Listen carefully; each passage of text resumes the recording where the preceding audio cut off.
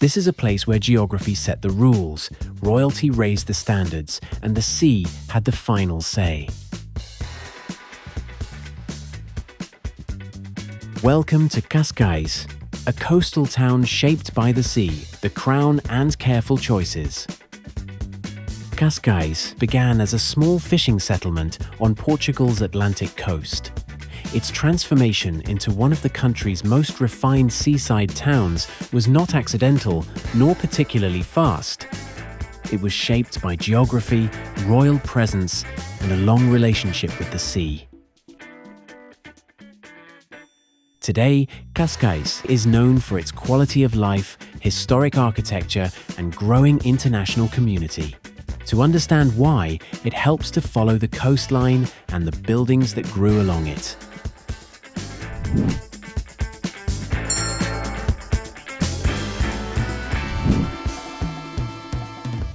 Farol Museu de Santa Marta stands at the entrance to the bay, marking one of Cascais' most important maritime points. The lighthouse was built in the 19th century to guide ships navigating the rocky coastline near the old fishing harbour.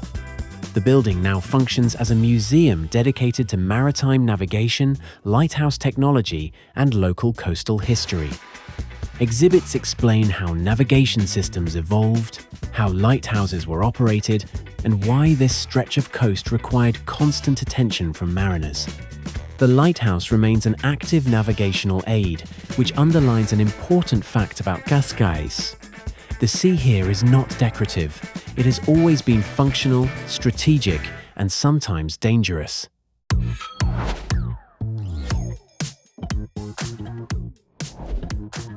Casa Museu de Santa Maria was built in the early 20th century as a private seaside residence.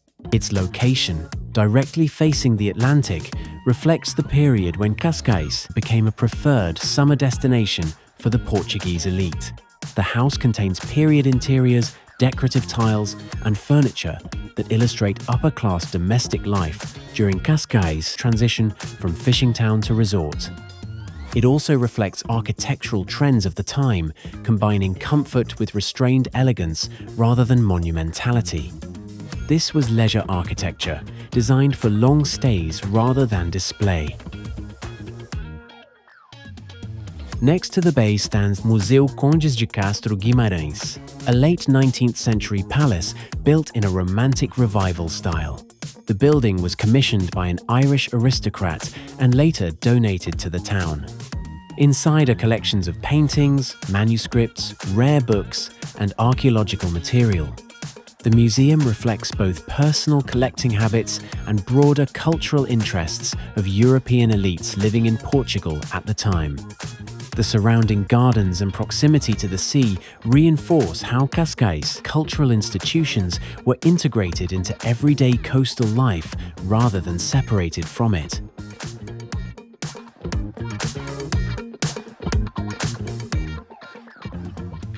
The fortress of Nossa Senhora da Luz was constructed in the 16th century as part of a coastal defense system protecting access to Lisbon. Cascais occupied a strategic position near the mouth of the Tagus estuary, making it militarily significant. The fortress was expanded and modified over time to adapt to changing military technologies. Its angled walls, elevated position, and artillery placements reflect standard defensive design of the period. Although no longer used for defense, the structure remains an important reminder that Cascais' scenic coastline was once a critical security asset.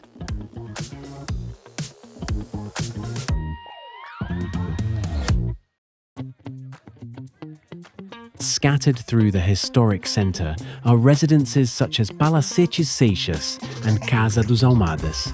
These buildings date from the period when Cascais attracted wealthy families who built permanent or seasonal homes close to the sea. Architecturally, they demonstrate the town's shift toward refined residential development. Decorative stonework, balconies, and proportional facades reflect European influences adapted to Portuguese climate and materials. They are not museums, but they contribute significantly to the character of the townscape.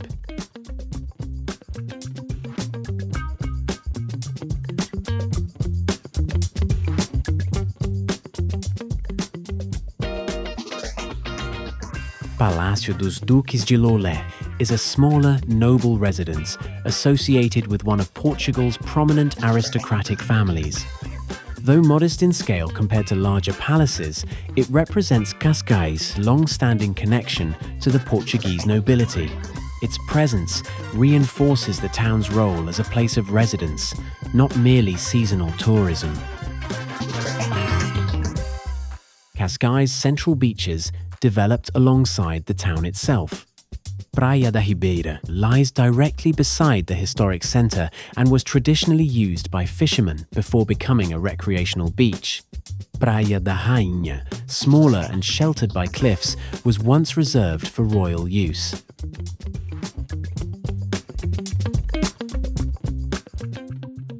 Praia da Conceição and Praia da Duquesa extend eastward, offering wider sandy areas while remaining integrated into the urban fabric. These beaches illustrate how Cascais maintained access to the sea without isolating it from daily life.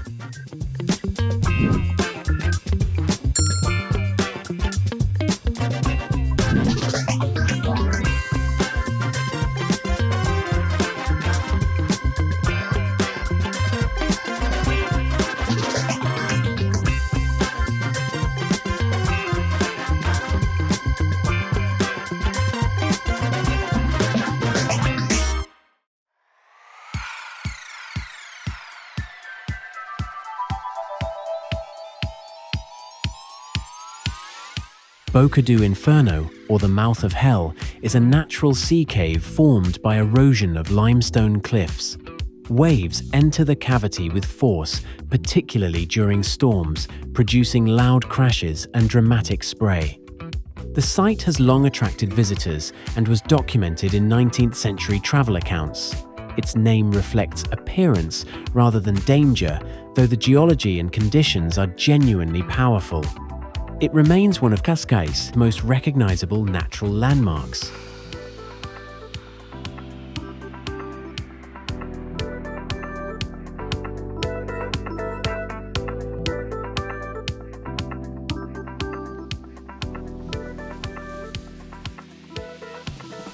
Palácio Palmela was built as a summer residence for the Dukes of Palmela in the early 1870s and is one of the town's principal examples of late 19th century summer architecture.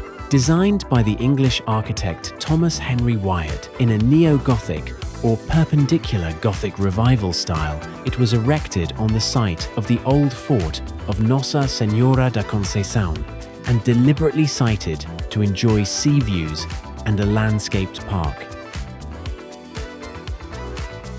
The estate originally included extensive gardens laid out under the Duchess's direction. The park was later reduced by the arrival of the Cascais Railway, but still shapes the palace's setting today. The building is recognized in Portuguese heritage records as a notable aristocratic residence and a clear marker of Cascais' transformation into a royal and elite seaside retreat.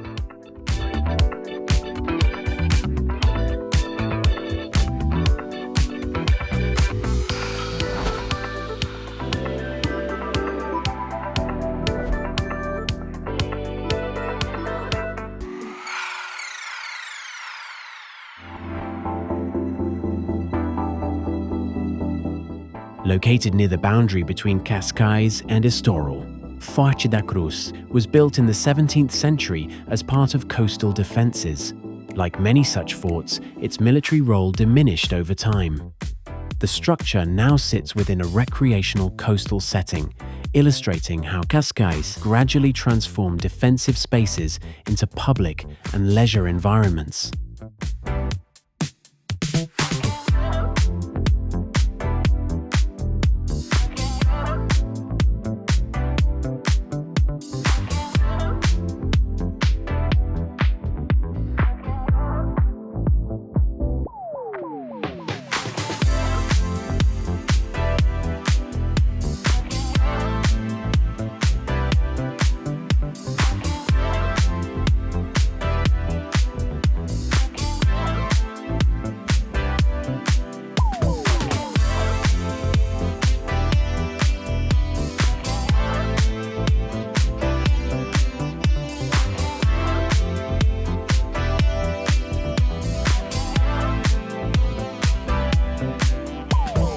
The Guia Lighthouse marks one of the most exposed sections of the Cascais coastline.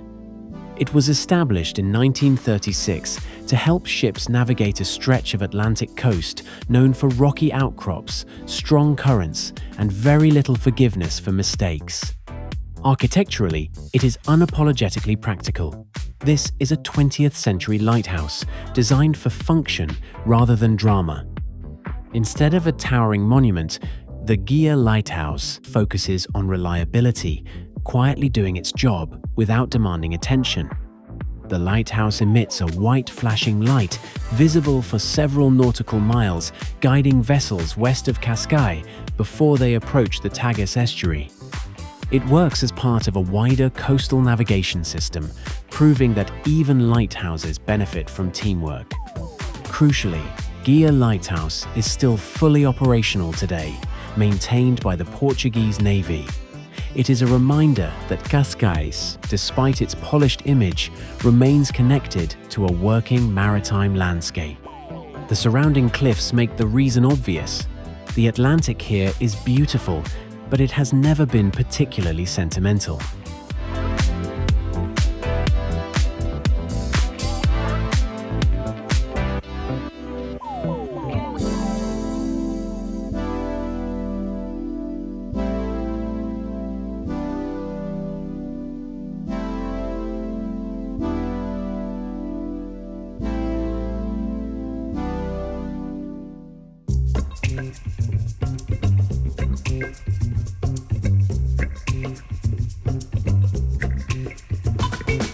Cascais developed through continuity rather than reinvention.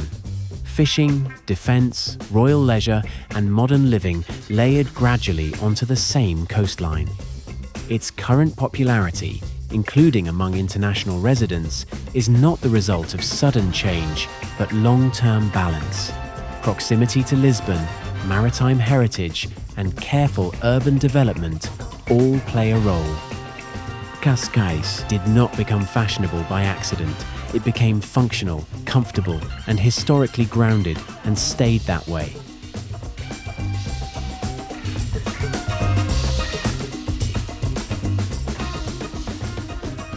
If you appreciate travel stories built on real places and real history, subscribe to the channel.